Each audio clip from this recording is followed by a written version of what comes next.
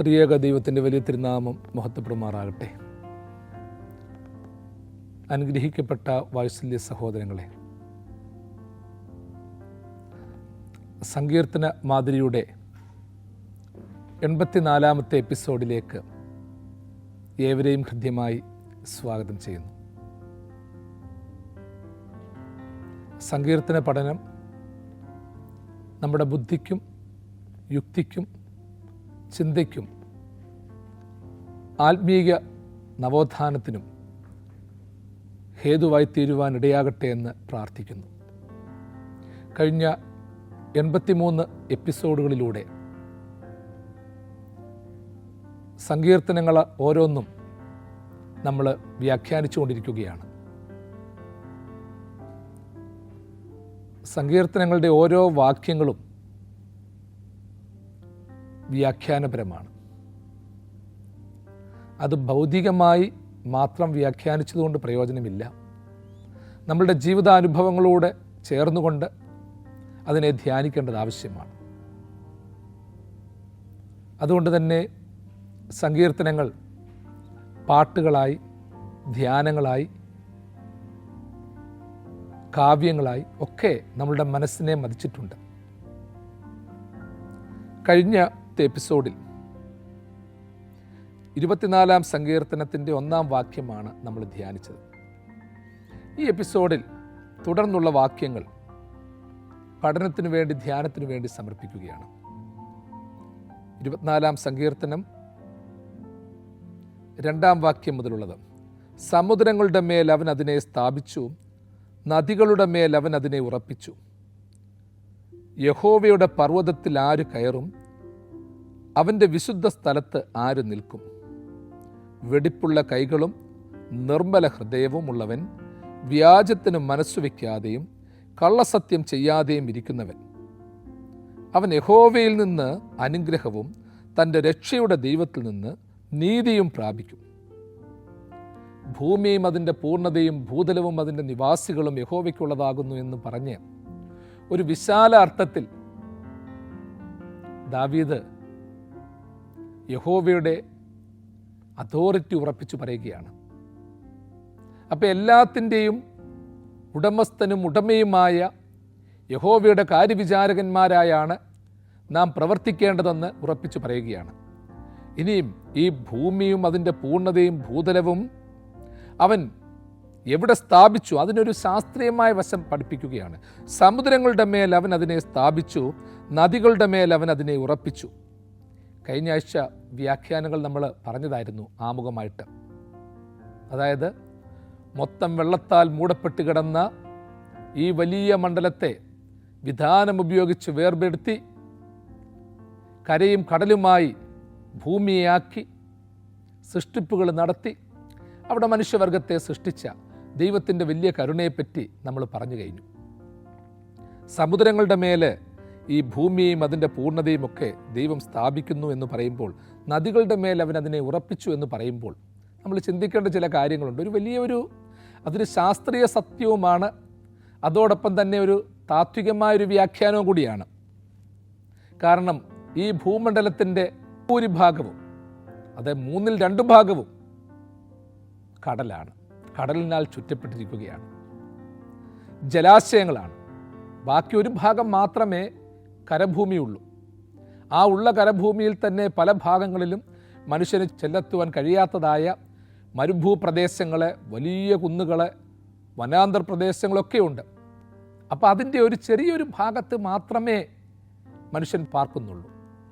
നാലാങ്കൽ കൃഷ്ണപിള്ള പാടിയതുപോലെ, അനന്തം അജ്ഞാതം അവർണ്ണനീയം ഈ ലോകഗോളം തിരിയുന്ന മാർഗം, അതിങ്കലെങ്ങാണ്ടൊരിടത്തിരുന്ന് തിരയുന്ന മർദ്ദൻ കഥ എന്തു കണ്ടു. അതിങ്കലെങ്ങാണ്ടൊരിടത്തിരുന്ന് തിരിയുന്ന മർദ്ദൻ കഥ എന്ത് കണ്ടു. അതെ, മനുഷ്യന് വ്യാഖ്യാനിക്കാൻ സാധിക്കാത്ത ഒരു വലിയ സംവിധാനത്തിൻ്റെ ഭാഗത്തിലാണ് നമ്മളായിരിക്കുന്നത്. എന്നുവെച്ചാൽ ദൈവത്തിൻ്റെ സൃഷ്ടിപ്പിലെ അതിവിശാലതയിലെ മനുഷ്യ സൃഷ്ടി എന്ന് പറയുന്നത് പലപ്പോഴും മറ്റു പല ജീവജാലങ്ങളുമായിട്ട് തട്ടിച്ചു നോക്കുമ്പോൾ, പല വന്യമൃഗങ്ങളുമായി തട്ടിച്ചു നോക്കുമ്പോൾ മനുഷ്യനൊന്നുമില്ല. പഴയ കാലത്തുണ്ടായിരുന്ന ദിനോസറുകളുമായി നോക്കുമ്പോൾ വലിയ മാമൽസുമായിട്ട് നോക്കുമ്പോൾ, ഇന്നുള്ള ആനകളുമായിട്ട് നോക്കുമ്പോൾ, തിമിംഗലങ്ങളുമായി നോക്കുമ്പോൾ, സിംഹം, കടുവ അങ്ങനെയുള്ള ജീവജാലങ്ങളുമായിട്ട് നോക്കുമ്പോൾ മർദ്ദനൊന്നുമില്ല. ഒരു വലിയ പറവജാതിയുടെ ഭാരം പോലും ഒരു മനുഷ്യന് പലപ്പോഴും ഇല്ല എന്നുള്ളത് യാഥാർത്ഥ്യമാണ്. ഒരു സിംഹത്തിൻ്റെയോ കടുവായുടെയോ 10 ശക്തി പോലും മനുഷ്യനില്ല എന്ന് പറയുന്നത് അതിശയോക്തിയല്ല. പക്ഷേ ഇങ്ങനെയുള്ള ശക്തി കുറഞ്ഞ ഇരുകാലി മൃഗമായ മനുഷ്യൻ ഇവയൊക്കെ നിയന്ത്രിക്കുവാൻ തക്കവണ്ണം ശക്തമായ ദൈവത്തിൻ്റെ രൂപത്തിൽ ഈ ഭൂമിയിലായിരിക്കുകയാണ്. മനുഷ്യനായിരിക്കുന്ന ഈ ഭൂമണ്ഡലത്തെ സമുദ്രങ്ങളുടെ മേൽ അവൻ അതിനെ സ്ഥാപിച്ചു, നദികളുടെ മേൽ അവൻ അതിനെ ഉറപ്പിച്ചു. അപ്പം ജലാശയങ്ങളാൽ ചുറ്റപ്പെട്ട, അതിലിട്ടിരിക്കുന്ന, കടന്നു കയറാൻ പറ്റാത്തതായ രീതിയിലുള്ള ദൈവത്തിൻ്റെ ഒരു വലിയ സൃഷ്ടി അതുമായി ബന്ധപ്പെട്ട് കിടക്കുകയാണ്. സമുദ്രങ്ങളുടെ മേൽ അവൻ അതിനെ സ്ഥാപിച്ചു, നദികളുടെ മേൽ അതിനെ ഉറപ്പിച്ചു എന്ന് പറയുമ്പോൾ ഒരു നിലനിൽപ്പിന്, പ്രവർത്തനത്തിന് ഇതുമായിട്ടൊക്കെ ഒരു വലിയ ബന്ധമുണ്ട്. സമുദ്രമില്ലാതെ, നദികളില്ലാതെ, ആറില്ലാതെ, താഴ്വാരങ്ങളില്ലാതെ ഭൂമിക്ക് നിലനിൽപ്പില്ല. കൊച്ചു കൊച്ചു ജലാശയങ്ങളില്ലാതെ ഭൂമിക്ക് നിലനിൽപ്പില്ല. വെള്ളവും വായുവും പാർപ്പിടവും മനുഷ്യന് ഏറ്റവും ആവശ്യമാണ്. ഇവയുടെയൊക്കെ സംരക്ഷണവും ആവശ്യമാണ്. സമുദ്രത്തെ പോലും കാർന്നു ചെല്ലുന്ന രീതിയിലേക്ക് മനുഷ്യൻ ഇന്ന് ഇറങ്ങിയിരിക്കുകയാണ്. ജലാശയങ്ങളൊക്കെ ഇന്നും മനുഷ്യൻ കയ്യേറി. ചില കാര്യങ്ങൾ അവിടെ ഓർപ്പിക്കുകയാണ്.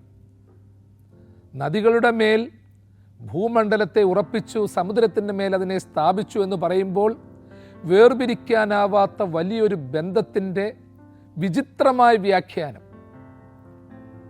ദാവീദ് രാജാവ് അവിടെ നൽകുകയാണ്. എൻ്റെയും നിങ്ങളുടെയും ഒക്കെ ജീവിതത്തിൽ ഓർത്തോണം, നമ്മളൊക്കെ എത്രമാത്രം ഉയർന്നു പറഞ്ഞാലും നമ്മളുടെയൊക്കെ ചില അടിസ്ഥാനങ്ങളുണ്ട്. അടിസ്ഥാനം നമ്മൾ കാണാത്ത സ്ഥലങ്ങളില്ല. ഒരു വലിയ വടവൃക്ഷം വളർന്നു പന്തലിച്ച് നിൽക്കുകയാണ്. അതിൻ്റെ താഴ്വേര് താഴോട്ട് പോകുന്നുണ്ട്. അത് ഡീപ്പ് റൂട്ടഡായിട്ട് പോയേക്കുകയാണ്. ആ വേരെത്രയും താഴോട്ട് പോകുന്നുവോ അത്രയും മുകളിലോട്ട് പോകുന്ന വടവൃക്ഷത്തിന് ശക്തിയുണ്ട്. ആവശ്യമായ വളവും വെള്ളവും ഒക്കെ അതിന് കിട്ടും. ഒരു വലിയ വൃക്ഷം അതിൻ്റെ വേര് ചെറുതാണെങ്കിൽ അത് ഏത് നിമിഷവും താഴെ വീഴും. അതിന് പോഷണം കിട്ടത്തില്ല. ആയതുപോലെ ഭൂമിയിലായിരിക്കുന്ന ഭൂമി ഭൗതികമായ എത്ര മനോഹരയാണെങ്കിലും അതിൻ്റെ കറങ്ങുന്ന അച്ചുതണ്ട്, അതിൻ്റെ നിലനിൽപ്പിന് ആവശ്യമായ സംഗതികൾ, ശുദ്ധവായു ലഭ്യമാക്കാൻ, മഴയും വെള്ളവും ലഭിക്കുവാൻ, അതിൻ്റെ പ്രയാണത്തിന് ആവശ്യമായ വസ്തുവകകൾ കരഗതമാക്കുവാൻ ഒക്കെ ഈ സമുദ്രവും ജലാശയങ്ങളും ഒക്കെ വേണം. മനുഷ്യൻ്റെ നിലനിൽപ്പിന് സമുദ്രം വേണം. അതുകൊണ്ട് തന്നെയല്ലേ കടലിനെ കുറിച്ച് പറയുമ്പോൾ കടലമ്മ എന്നാണ് പറയുന്നത്. ഭൂമിയെ ഭൂമിദേവി എന്ന് പറയുന്നു, കടലിനെ കടലമ്മയെന്ന് പറയുന്നു. എന്തുകൊണ്ടാണ് ഇങ്ങനെയൊക്കെ പറയുന്നതെന്ന് ഓർത്തോണം. നമ്മളുടെ പൂർവികന്മാർക്ക് അവർ ഗോത്രവിഭാഗങ്ങളായി അവരലഞ്ഞു തിരിഞ്ഞ് ആദിവാസികളെപ്പോലെ ജീവിച്ചിരുന്ന കാലഘട്ടത്തിൽ പോലും ഇവയൊക്കെ ബഹുമാനിച്ചിരുന്നു, ആദരിച്ചിരുന്നു. ഒരുപക്ഷെ പൂർവ്വകാലത്ത് അവയൊക്കെ ആരാധിച്ചിരുന്നു. പ്രപഞ്ചശക്തികളെ ആരാധിച്ചിരുന്ന ഒരു കാലഘട്ടമുണ്ടായിരുന്നു. പ്രപഞ്ചശക്തികളെ ആരാധിച്ചിരുന്നു എന്ന് പറയുമ്പോൾ നമ്മൾ അവരെ നിസ്സാരവൽക്കരിക്കേണ്ട കാര്യമില്ല. എങ്ങും ഒരു ദൈവചൈതന്യം അവർ കണ്ടിട്ടുണ്ട്. മഴയിലും വെള്ളത്തിലും കടലിലും ആറ്റിലും സൂര്യനിലും ചന്ദ്രനിലും ഒക്കെ ദൈവത്തിൻ്റെ പ്രകാശം കാണുന്നു. എങ്ങും പരക്കുന്ന പ്രകാശത്തിൻ്റെ സ്ഫുലിംഗങ്ങൾ അവിടെ കാണുമ്പോൾ അവയൊക്കെ ആദരവോടെ കാണുവാൻ മനുഷ്യന് സാധിച്ചിരുന്നു. ഇന്ന് നമ്മൾക്കൊന്നിനോടും ബഹുമാനമില്ല. നമുക്ക് നമ്മോട് തന്നെ ബഹുമാനമില്ല, സമൂഹത്തോട് ബഹുമാനമില്ല, പരിസ്ഥിതിയോട് ബഹുമാനമില്ല, മണ്ണിനോടും ജലത്തോടും ബഹുമാനമില്ല. മണ്ണിനോടും ജലത്തോടും ബഹുമാനമില്ലാത്തത് കൊണ്ടാണ് അവയെ നമ്മൾ മലിനമാക്കി കളയുന്നത്. സമൂഹത്തെ നമ്മൾ മലിനമാക്കുന്നത്, മനുഷ്യനെ മലിനമാക്കുന്നത്. മനുഷ്യൻ്റെ പ്രാണനെ, മനുഷ്യൻ്റെ ജീവനെ, സൃഷ്ടിയുടെ തുടിപ്പിനെ ആദരവും ബഹുമാനവും ഇല്ലാത്തവരെ സംബന്ധിച്ചിടത്തോളം അവനവനോട് തന്നെ ബഹുമാനം കാണത്തില്ല. അതുകൊണ്ട് തന്നെ സങ്കീർത്തനക്കാരൻ പറയുന്ന സമുദ്രത്തിന്മേൽ അവൻ ഭൂമണ്ഡലത്തെ സ്ഥാപിച്ചു എന്ന് പറയുമ്പോൾ, നദികളുടെ മേൽ ഉറപ്പിച്ചു എന്ന് പറയുമ്പോൾ അതിനെ തെറ്റായ വ്യാഖ്യാനത്തോടെ എടുക്കണ്ട. അതുകൊണ്ട് തന്നെ ഓർത്തോണം, വെള്ളത്താൽ മൂടപ്പെട്ട് പാഴും ശൂന്യവുമായി കിടന്നിരുന്ന ഈ വലിയ മണ്ഡലത്തെ ദൈവം വിധാനം ഉപയോഗിച്ച് വേർതിരിച്ച്, മുകളിലും താഴെയുമായി വേർതിരിച്ച് മനുഷ്യന് പാർക്കുവാൻ തക്കവണ്ണം നൽകി. മുകളിലേക്ക് പോയ വെള്ളം എവിടെ പോയെന്നുള്ളതിനെക്കുറിച്ച് പലപ്പോഴും നമുക്ക് സംശയം കാണും. അതായത് ഓസോൺ പാളിയായി രൂപപ്പെട്ടത് ഇപ്രകാരം മാറ്റപ്പെട്ട വെള്ളമായിരിക്കാം. കാരണം ഓക്സിജൻ്റെ ഘനീഭവിച്ച രൂപമാണ് ഓസോൺ എന്ന് പറയുന്നത്. ഇന്ന് ഓസോൺ പാളിക്ക് പോലും ക്ഷയം സംഭവിച്ചിരിക്കുകയാണ്. ഈ ക്ഷയം സംഭവിച്ച അനുഭവങ്ങളെ നമ്മൾ വിലയിരുത്തണം. സമുദ്രം മലിനമായാൽ, നദികൾ മലിനമായാൽ ഭൂമണ്ഡലത്തിൻ്റെ ഉറപ്പിനെ അത് ബാധിക്കും. കാറ്റും കോളും കൂടും. സമുദ്രം കരയിലേക്കും നദികൾ തീരപ്രദേശങ്ങളിലേക്കും ഏറി വരും. അനേകരുടെ മരണത്തിന് അത് ഹേതുവായി തീരും. സുനാമിയും മറ്റും വർദ്ധിക്കും. അപ്പോൾ ഇങ്ങനെയൊക്കെയുള്ള കാര്യങ്ങളെക്കുറിച്ച് ചിന്തിക്കുവാനും ധ്യാനിക്കുവാനും ദാവീദിൻ്റെ ഈ വാക്കുകൾ നമ്മൾ ധ്യാനത്തോടും ശ്രദ്ധയോടും കൂടിയിരിക്കണം. സമുദ്രങ്ങളുടെ മേൽ അവൻ അതിനെ സ്ഥാപിച്ചു. വിശാലമായ സമുദ്രങ്ങളുടെ മേൽ, ജലം മൂടിയിരിക്കുന്ന സമുദ്രങ്ങളുടെ മേൽ ഭൂമണ്ഡലത്തെ സ്ഥാപിച്ചു എന്ന് പറയുമ്പോൾ ഈ ഭൂമണ്ഡലത്തെ മുക്കിക്കളയുവാൻ ശേഷിയുള്ള സമുദ്രമാണ് നമുക്ക് ചുറ്റുമുള്ളത്. ജപ്പാൻ ഉൾപ്പെടെയുള്ള പല പ്രദേശങ്ങളും സമുദ്രത്തിൽ അപ്രത്യക്ഷമായി പോകുമെന്ന് പ്രവചനങ്ങളുണ്ട്. ശാസ്ത്രജ്ഞന്മാരും ഭയക്കുന്നുണ്ട്. അതിൻ്റെ കാരണം മറ്റൊന്നുമല്ല, വലിയ വലിയ ചൂടും വലിയ വലിയ താപവും വർദ്ധിച്ചു വരുന്തോറും ഹിമപാളികൾ അടർന്ന് ജലമായി മാറി, ജലാംശത്തിൻ്റെ അളവുയർന്ന് ഊഷ്മാവിൻ്റെ അളവിൽ വ്യത്യാസം വന്ന് കടലിനകപ്പെട്ടു പോകുന്ന അനുഭവങ്ങൾ, മഞ്ഞുകട്ടകൾ ഉരുകുന്ന അനുഭവങ്ങൾ, ഇതൊക്കെ ഉണ്ടാകാം. ആ അവസ്ഥ ഉണ്ടാകാതിരിക്കുവാൻ തക്കവണ്ണം മനുഷ്യനൊരു വലിയ ശ്രദ്ധ പുലർത്തേണ്ടിയിരിക്കുന്നു. ഇവയൊക്കെ കരുതുവാൻ തക്കവണ്ണം മുന്നിട്ടിറങ്ങേണ്ടിയിരിക്കുന്നു. വീണ്ടും പറയുന്നു, യഹോവയുടെ പർവ്വതത്തിൽ ആര് കയറും, അവൻ്റെ വിശുദ്ധ സ്ഥലത്ത് ആര് നിൽക്കും. ആദ്യം പറഞ്ഞ ചിന്താധാരകളിൽ നിന്ന് വ്യത്യസ്തമായൊരു വ്യാഖ്യാന തലത്തിലേക്ക് പ്രവേശിക്കുകയാണ്. അതായത് ഭൂമിയെക്കുറിച്ചും ഭൂമണ്ഡലത്തെക്കുറിച്ചും ഭൂതലത്തെക്കുറിച്ചും അതിൻ്റെ പൂർണ്ണതയെക്കുറിച്ചും നിവാസികളെക്കുറിച്ചും ഒക്കെ പറഞ്ഞിട്ട് സമുദ്രങ്ങളുടെ മേൽ അവനതിനെ സ്ഥാപിച്ചു, നദികളുടെ മേൽ അവനതിനെ ഉറപ്പിച്ചു എന്ന് പറഞ്ഞതിൻ്റെ ശേഷം അടുത്ത ഒരു വ്യാഖ്യാനം, യഹോവയുടെ പർവ്വതത്തിൽ ആര് കയറും, അവൻ്റെ വിശുദ്ധ സ്ഥലത്ത് ആര് നിൽക്കും. ഒരു വലിയ ചോദ്യമാണ്. ആരാണ് യഹോവയുടെ പർവ്വതത്തിൽ കയറുന്നത്? അവൻ്റെ വിശുദ്ധ സ്ഥലത്ത് ആരാണ് നിൽക്കുന്നത്? പ്രത്യേകിച്ച് പഴയ കാലത്ത് ഒരു സൂപ്പർമാൻ കൺസെപ്റ്റുകളൊക്കെ നിലനിൽക്കുന്ന ഒരു കാലഘട്ടം ഉണ്ടായിരുന്നു. പഴയ കാലഘട്ടത്തിൽ, പ്രത്യേകിച്ച് ദാവീദ് സങ്കീർത്തനം എഴുതുന്ന കാലഘട്ടത്തിൽ ഗ്രീക്ക് റോമൻ പശ്ചാത്തലത്തിലെ ദേവന്മാരെക്കുറിച്ചും മറ്റുമുള്ള വ്യാഖ്യാനങ്ങൾ ഒത്തിരി ഉണ്ടായിരുന്നു. പല കൈകളുള്ളവർ, കാലുകളുള്ളവർ, അദൃശ്യരാകാൻ ശക്തിയുള്ളവർ, അത്ഭുതങ്ങൾ പ്രവർത്തിക്കാൻ ശക്തിയുള്ളവർ, അങ്ങനെയുള്ള അനേകം സൂപ്പർ ബീയിങ്സ് ഉണ്ടായിരുന്നു. എന്നാൽ ആ സൂപ്പർ ബീയിങ്സിനേക്കാളും അപ്പുറമായ ചില വ്യാഖ്യാനങ്ങളിലേക്ക് ദാവീദ് എത്തുകയാണ്. യഹോവയുടെ പർവ്വതത്തിൽ ആരാണ് കയറുന്നത്, അവൻ്റെ വിശുദ്ധ പർവ്വതത്തിൽ ആരാണ് നിൽക്കുന്നത്.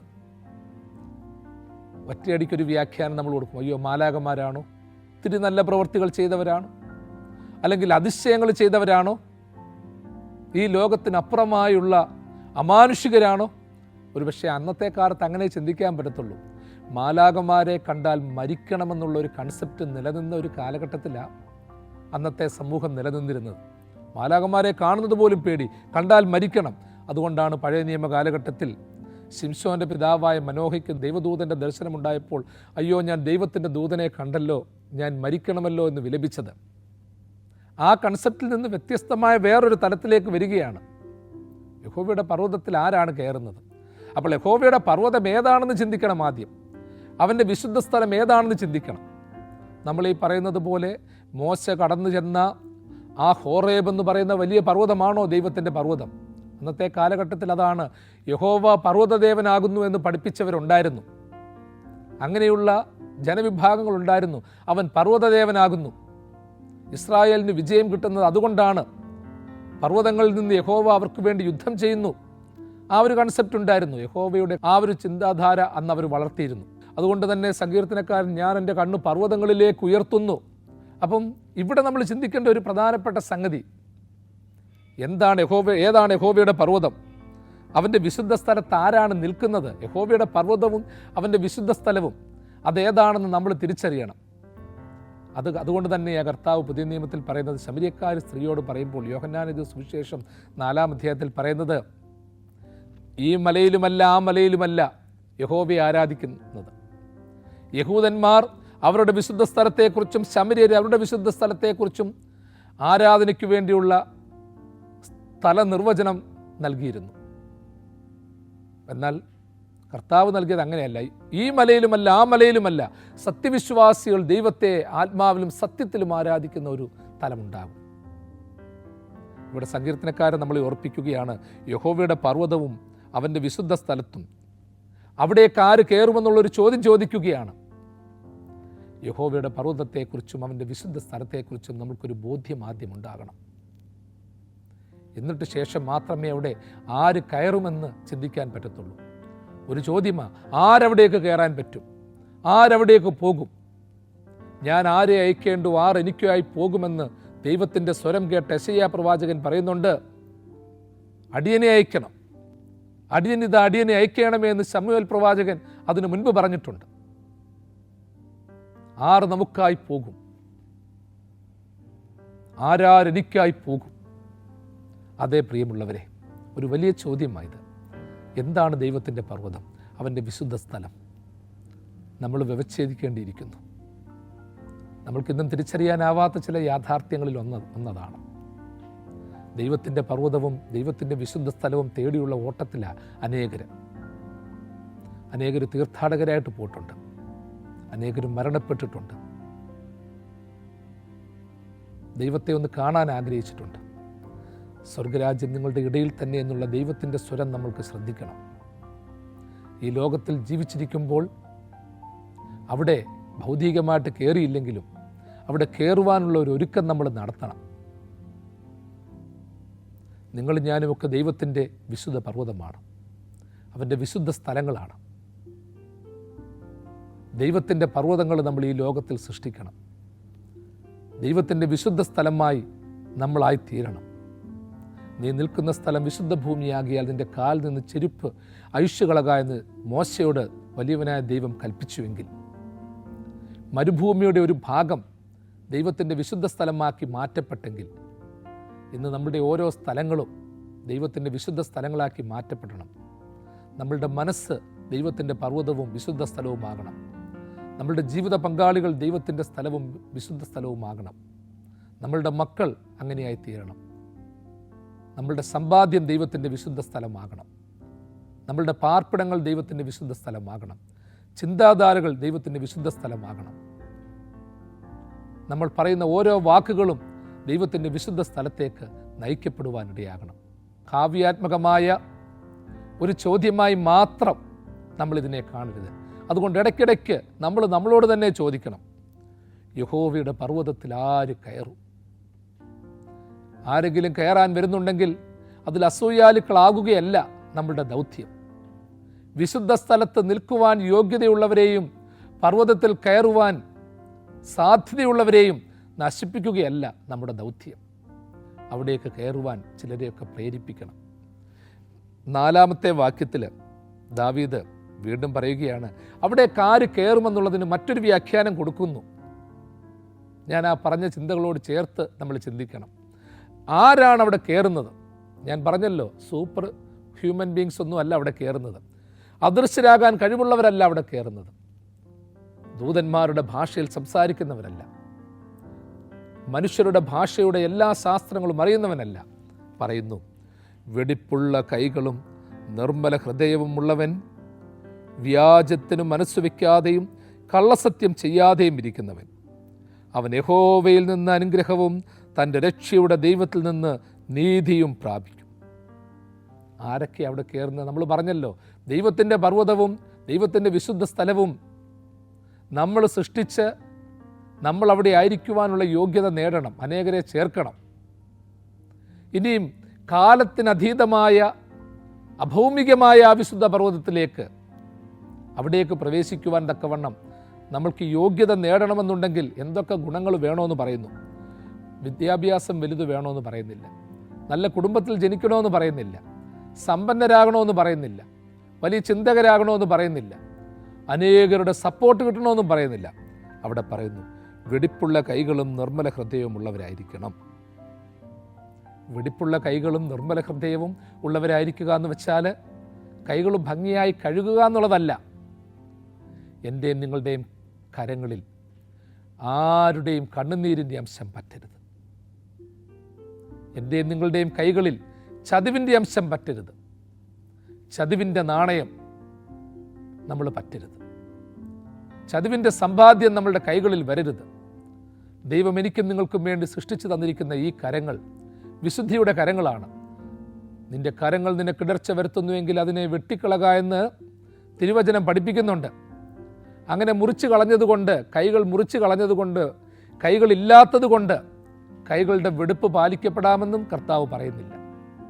എന്ന് വെച്ചാൽ ദൈവം നമ്മൾക്ക് ഓരോരുത്തർക്കും നൽകിയിരിക്കുന്ന കരങ്ങളുണ്ട്. ദൈവത്തിൻ്റെ കരങ്ങൾ എന്ന് വെച്ചാൽ കരുതലിൻ്റെ കരങ്ങളാണ്, മനുഷ്യനെ സൃഷ്ടിച്ച കരങ്ങളാണ്, ആശ്വാസത്തിൻ്റെ കരങ്ങളാണ്. അപ്പോൾ ഈ നമ്മൾക്ക് തന്നിരിക്കുന്ന ഈ കരങ്ങൾ നമ്മൾ ഓർത്തോണം, കുരിശു വരയ്ക്കാൻ ഉപയോഗിക്കുന്നു, അനുഗ്രഹിക്കാൻ ഉപയോഗിക്കുന്നു, പ്രാർത്ഥിക്കുമ്പോൾ കൈകൾ നീട്ടിപ്പിടിക്കുന്നു, അവിടെ നമ്മളുടെ കണ്ണുനീരുകൾ തുടയ്ക്കുന്നു. ഇതുകൊണ്ട് മാത്രം ഈ കരങ്ങൾ നമ്മൾ ഉപയോഗം തീർക്കുന്നില്ല. നമ്മൾക്ക് ശാരീരികമായ ഉപയോഗത്തിന് ഉപയോഗിക്കുന്നു, അതുകൊണ്ട് മാത്രം നമ്മൾ തീർക്കുന്നില്ല. ദൈവം തന്നിരിക്കുന്ന ഈ കരങ്ങൾ, അതുകൊണ്ട് തന്നെ നമ്മൾ ആലോചിച്ചോണം, എന്തുകൊണ്ടാണ് പല ചിന്തകളിലും പറയാറുണ്ട് ചില അമാനുഷികമായ ചില സൃഷ്ടികൾക്ക് പല കരങ്ങളുണ്ട്, ആ പല കരങ്ങൾ കൊണ്ട് പലത് ചെയ്യുന്നുണ്ട്. നമ്മൾ തന്നെ ചിന്തിച്ചോണം. ഞാൻ അത്ഭുതപ്പെടാറുള്ള ഒരു സംഗതി എന്ന് പറയുന്നത് 5-6 കരങ്ങൾ ചില ദേവസങ്കല്പങ്ങളിലുണ്ട്.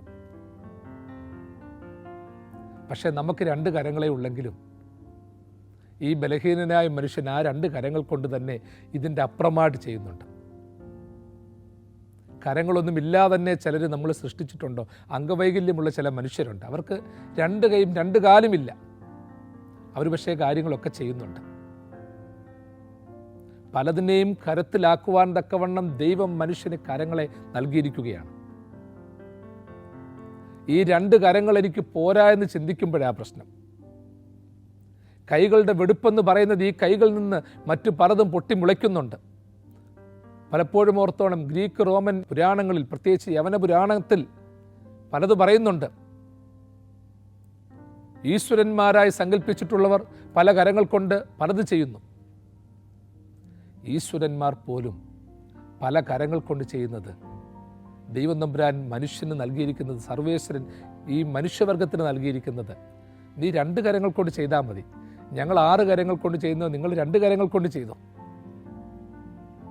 ഈ കൈകളിൽ നിന്ന് വ്യത്യസ്തമായ ചില പ്രവർത്തനങ്ങൾ മനുഷ്യരിൽ ഉണ്ടാകുന്നുണ്ട്. ശപിക്കുവാനും ദുഷിക്കുവാനും അരുതാത്തത് പ്രവർത്തിക്കുവാനും വ്യർത്ഥമായ കാമകേളികളിൽ ആറാടുവാനും നിന്ദകളും ദുഷികളും വർദ്ധിപ്പിക്കുവാനും നമ്മൾ ചെയ്യുമ്പോൾ, പ്രിയമുള്ളവരെ, ഈ കൈകൾ എത്ര വെടിപ്പാക്കിയാലും എത്ര സെൻറ്റ് പൂശിയാലും സുഗന്ധം വരത്തില്ല. വില്യം ഷേക്സ്പിയറിൻ്റെ മാക്ബത്തിൽ പറയുന്നത് പോലെ, അറേബ്യയിലെ 1000 സുഗന്ധദ്രവ്യങ്ങൾ കൊണ്ട് പൂശിയാലും ഈ കൈകളിലെ രക്തക്കറകൾ പോകത്തില്ല. മാക്ബത്ത് രാജാവിനെ ഭീതിപ്പെടുത്തിയതുപോലെ നമ്മളുടെ കരങ്ങൾ നീട്ടിപ്പിടിച്ച് നോക്കണം. എൻ്റെ ദൈവമേ, ഈ കരങ്ങളിൽ നിന്ന് ഭീതിതമായ പലതും ഉണ്ടാകുന്നുണ്ടോ? വെടിപ്പുള്ള കൈകൾ ഉണ്ടാകണം. വീണ്ടും പറയുന്നു, നിർമ്മല ഹൃദയമുണ്ടാകണം. വ്യാജത്തിന് മനസ്സ് വയ്ക്കരുത്, കള്ളസത്യം ചെയ്യരുത്. നിർമ്മല ഹൃദയത്തിലൂടെ പോകുക എന്ന് വെച്ചാൽ മനസ്സിൽ പലതുണ്ട്, മനസ്സിൽ ചിന്താധാരകൾ പലതുണ്ട്. പക്ഷേ ചിന്താധാരകൾ പലതുണ്ടെങ്കിലും മനസ്സിലൊരു നിഷ്കളങ്കത വേണം. പ്രിയമുള്ളവരെ, സർവേശ്വരൻ നമ്മളെ സഹായിക്കുന്നത് എങ്ങനെയാണെന്നറിയാമോ? മനുഷ്യൻ്റെ വലിയ മിടുക്കൊന്നും കണ്ടുകൊണ്ടല്ല. ചില മനുഷ്യർ ഒത്തിരി മിടുക്കരും ഒത്തിരി സമ്പന്നരും ഒന്നും അല്ലെങ്കിലും നിഷ്കളങ്ക മനസ്കരാണ്. കൂടുതലായിട്ട് ചില കാര്യങ്ങളെക്കുറിച്ച് വ്യാഖ്യാനിക്കാൻ പോകത്തില്ല, ചിന്തിക്കാൻ പോകത്തില്ല, മനസ്സ് കളങ്കപ്പെടുത്താൻ പോകത്തില്ല. അപ്പം നിർമ്മലമായ പ്രവൃത്തികളും നിർമ്മലമായ മനസ്സുമുള്ളവൻ, നമ്മുടെ ഭാരതീയ ചിന്തകന്മാർ പറയുന്നത് പോലെ, മനസ്സേകം വജസ്യേകം കർമ്മണ്യേകം സദാത്മന. മനസ്സും വാക്കും പ്രവൃത്തിയും ഒരുപോലെ ഉള്ളവനാണ് നല്ല മനുഷ്യൻ. മനസ്സന്യാത് വചസന്യാത് കർമ്മണ്ണന്യാത് ദുരാത്മനാം. മനസ്സും വാക്കും പ്രവൃത്തിയും വ്യർത്ഥമായ രീതിയിലുള്ളവൻ, വ്യർത്ഥമായ രീതിയിൽ പലതായി ചലിപ്പിക്കുന്നവൻ, അവനാണ് ദുഷ്ടൻ. അതുകൊണ്ട് എപ്പോഴും ഓർത്തോണം, കൈകൾ വെടിപ്പുള്ളതാകണം, ഹൃദയം നിർമ്മലമാകണം, വ്യാജത്തിന് മനസ്സ് വയ്ക്കാത്തവനാകണം, കള്ളസത്യം ചെയ്യാത്തവനാകണം. അങ്ങനെയുള്ളവൻ യഹോവയുടെ പർവ്വതത്തിൽ കയറും. അവൻ യഹോവയിൽ നിന്ന് അനുഗ്രഹം പ്രാപിക്കും, തൻ്റെ രക്ഷയുടെ ദൈവത്തിൽ നിന്ന് നീതി പ്രാപിക്കും. തൻ്റെ രക്ഷയുടെ ദൈവത്തിൽ നിന്ന് നീതി പ്രാപിക്കും. എനിക്ക് നിങ്ങൾക്കും വേണ്ടതും ആവശ്യമായതും ഈ ഒറ്റ സംഗതിയാണ്. പ്രിയമുള്ളവരെ, ലോകത്തിൽ നമ്മൾ ഒത്തിരി കാര്യങ്ങളൊന്നും ചെയ്യണമെന്നില്ല. നമ്മളുടേതായിട്ടുള്ള ഒരു ഇംപ്രിൻറ്റ്, നമ്മളുടെ ഒരു കാൽപ്പാട് പതിപ്പിച്ചിട്ട് പോകുവാൻ. വെടിപ്പുള്ള കൈയുള്ളവൻ, നിർമ്മല ഹൃദയമുള്ളവൻ, വ്യാജത്തിന് മനസ്സ് വയ്ക്കാത്തവൻ, കള്ളസത്യം ചെയ്യാത്തവൻ, ഇങ്ങനെയുള്ള കാര്യങ്ങളിലൂടെ കടന്നു പോകുമ്പോൾ തീർച്ചയായിട്ടും മറ്റുള്ളവരുടെ മനസ്സിൽ നമ്മൾ കയറിയിരിക്കും. ദൈവത്തിൻ്റെ ആ കരുണയിൽ ആശ്രയിച്ചുകൊണ്ട് മുൻപോട്ട് പോകുവാൻ വലിയവനായ ദൈവം സഹായിക്കട്ടെ. 24-ാം സങ്കീർത്തനം 2 മുതൽ 5 വരെയുള്ള വാക്യങ്ങളുടെ ധ്യാനം ഉദാത്ത മനുഷ്യരായി, സ്നേഹിതരായി, മനുഷ്യസ്നേഹികളായി വർദ്ധിക്കുവാൻ ദൈവം നമ്മളെ സഹായിക്കുന്ന മാർഗമാക്കട്ടെ എന്ന് പ്രാർത്ഥിക്കുന്നു. ദൈവം തൻ്റെ വലങ്കരം നീട്ടി നിങ്ങളെല്ലാവരെയും സദാകാലവും വാഴ്ത്തി അനുഗ്രഹിക്കുമാറാകട്ടെ.